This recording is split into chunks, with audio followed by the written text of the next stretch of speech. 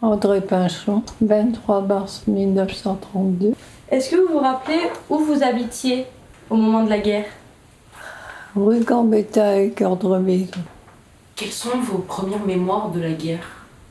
De fuir et d'aller se cacher dans les bois à la campagne.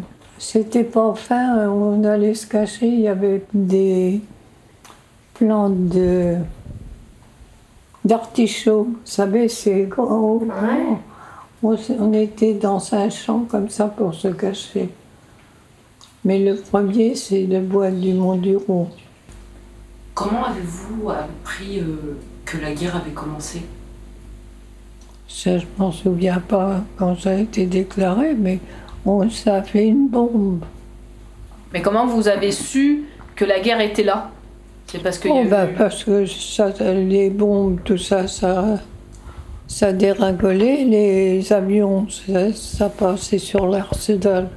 Et moi, j'habitais en face de l'Arsenal. Et même mon père, pour me rassurer, disait « Regarde comme c'est beau.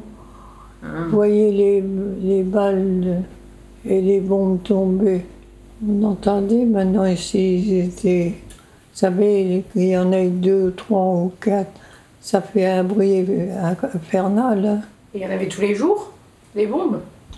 Oh, pas spécialement tous les jours, mais c'était souvent, ils ne prévenaient pas. Si, il y avait une sirène qui prévenait et les avions arrivaient.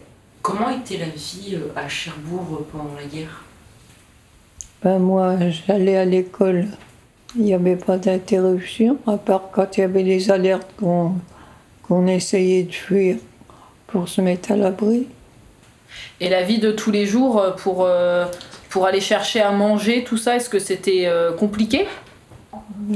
Et mes parents, je sais que on n'avait pas ce qu'il fallait, mais ma mère qui travaillait dans les tramways, elle avait beaucoup de connaissances. Elle arrivait à trouver notre vie. Moi, je peux pas dire, j'ai pas souffert de la nourriture. Est-ce que vous connaissiez des gens qui ont fait partie de la résistance à Cherbourg ou à Équeurdreville?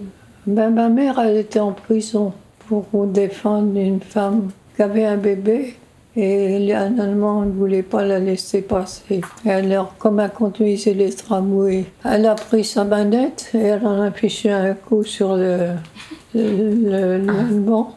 Mais il ne l'a pas loupé. Le lendemain, ils sont venus la chercher, la Gestapo. Et là, ça, je m'en souviens. Oui, elle était courageuse. Est-ce que vous avez des souvenirs heureux pendant cette période malgré tout? J'ai fait des connaissances de certaines personnes, que j'en ai des bons souvenirs quand même. Moi, j'ai été évacuée du côté de Paris. Et j'ai connu des jeunes de là-bas. C'était une bonne période. La banlieue à Vers-sur-Marne. Alors j'ai changé d'environnement, c'était plus calme. Oui, ma mère comme a travaillé puis qu'il fallait évacuer, elle m'avait envoyé chez mon parrain, ma marraine, sans camion même, on est parti. Il n'y avait pas le confort qu'il y a maintenant. Et vous êtes resté combien de temps à Paris? 3 ans. Parce que ici c'était dangereux, Cherbourg. Il fallait chercher des coins plus abrités, disons. Et en revenant, je suis allée dans une école, dans une étape à Vache. Et puis on avait fait une tranchée pour nous abriter au cas où ils viennent à la campagne.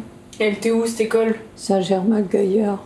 On avait loué, mes parents avaient loué une maison à Noinville.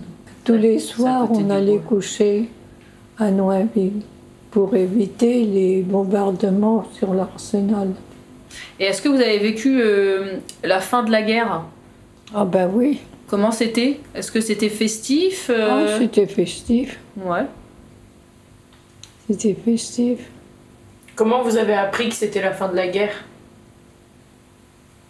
Ça s'est vite, hein, ça s'est su Partout, tout le monde criait la libération.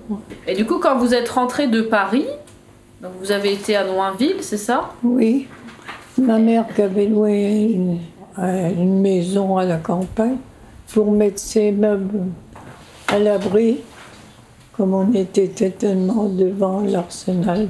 Ah oui. Et en fin de compte, il est tombé une bombe sur la maison qu'elle avait louée. Non, mais enfin, il y a de quoi rire. Mais alors, quand vous étiez à Paris, votre maman était encore à Paris avec vous pendant les 3 ans? Non, elle venait tous les mois nous apporter de la nourriture, parce qu'on n'avait rien à Paris. Il n'y avait pas autant de facilité pour se ravitailler que nous, c'est la campagne, Cherbourg. Et elle avait des clientes qu'elle transportait. Et bon, ben, elle arrivait à trouver de la viande, de ce qu'il fallait. Et à ramener ça, elle essayait de passer au travers. Parce que les Allemands vous faisaient bien ouvrir vos valises. Hein. C'était un risque. Oh, elle était courageuse. Bah, quand vous étiez jeune, est-ce que vous aviez des moyens de distraction pour jouer, pour passer le temps? Oh ben, je jouais avec les copains dans la rue.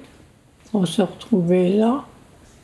Mais il n'y avait pas de distraction comme maintenant. Il n'y avait pas de club de sport. Est-ce que ça vous est arrivé de jouer avec les Allemands ou pas? Parce que la dame qu'on a vue tout à l'heure, elle disait que les Allemands étaient gentils. Il y en avait. Ben, c'est comme... il y en a des bons et des mauvais, dans les Français comme dans les Allemands. Est-ce que la guerre, elle a changé votre vision de voir la vie, de voir les conflits actuels? Par exemple, ce qui se passe en France ou des trucs comme ça? Je dis, c'est bien malheureux les guerres. On est fait pour s'entendre plutôt. On peut bien tous se supporter. C'est pareil, j'avais été à la plage à Napoléon. C'était une plage dans le temps. Et un bombardement. Juste quand on a se baigné, ben on a fait vite à cavaler. Que c'est bien triste la guerre. Enfin, mieux de s'entendre. Il y a des bons et des mauvais partout. Je peux entendre les sirènes et puis d'aller se cacher. C'est le souvenir que j'en ai le plus. Est-ce que vous aviez conscience de tout ça? Ah ben oui, Ouais. Vous savez, quand vous entendez les bombes tomber autour de vous, vous ne pouvez pas avoir du plaisir. Hein. Mon père était là. Il est resté avec vous, ouais. Oui, Et il travaillait? oui, au pont et chaussée. Pour la mairie, pour les routes. Nous, on n'a plus de questions pour vous. Est-ce que vous vouliez dire quelque chose en particulier sur cette période? Que je voudrais pas la revoir. Vous préférez l'oublier, ne pas en parler? Ah oui, c'est des mauvais souvenirs. Parce qu'on a beau dire, mais on a beau vouloir se rassurer, c'est difficile. Vous y pensez de temps en temps? Ah non, j'y pense pas. Oui, parce que c'est pas pour la guerre. Bah oui. Le but, c'est que ça se reproduise plus. Oui, mais malheureusement, parce que il faut voir les atrocités que ça engendre. Il y en a qui ont souffert beaucoup, hein, été torturés et tout. Ah, je regarde jamais un film de guerre.